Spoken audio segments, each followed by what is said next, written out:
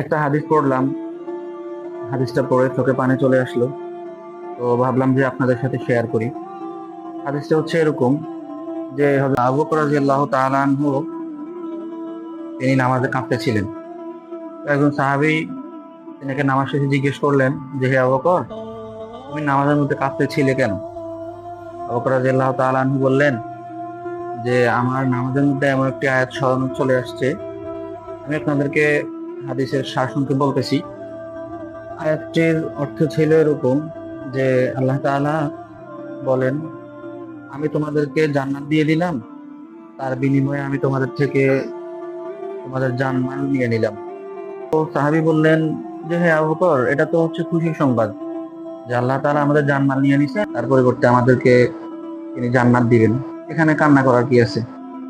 আবু বকর রাদিয়াল্লাহু তাআলা আনহু বলেন যে এই আয়াতটি আজকের আগ পর্যন্ত যখন আমি শুনতাম তখন খুশির কারণ মনে করতাম, কিন্তু আজকের পর থেকে যখনই আমার এই আয়াতটি স্মরণ আসে তখনই আমার কান্না আসে। আমার কেন কান্না আসে?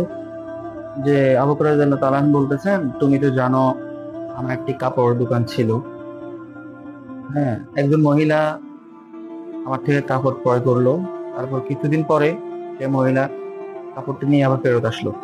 আবু বকর রাদিয়াল্লাহু তাআলা আনহু বলেন, মহিলা যখন কাপড়টা আমাকে ফেরত দিতে চাচ্ছিলেন তখন আমি বললাম যে তুমি তো কাপড়টা অনেক আগে নিয়েছিলে, এখন তুমি কেন আমাকে এটা ফিরিয়ে দিচ্ছ? তো মহিলা বলল যে আমার কাপড়টা পছন্দ হয় নাই, সেটা তোমার কাপড়টা তুমি ফিরিয়ে নাও, আমার টাকাটা আমাকে দিয়ে দাও।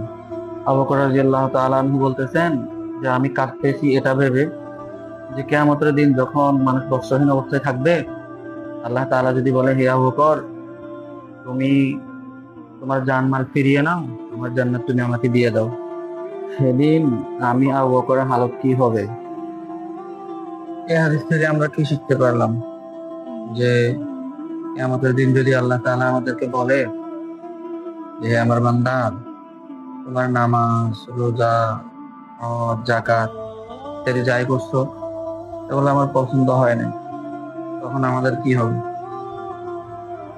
এই জন্য আমরা যাই করি না কেন সবসময় আল্লাহ তাআলার রহমতের আশায় থাকতে হবে। কারণ এনার রহমত ছাড়া, এনার দয়া ছাড়া কিয়ামতের দিন কেউ কিঞ্চিত পরিমাণ পার পাবে না।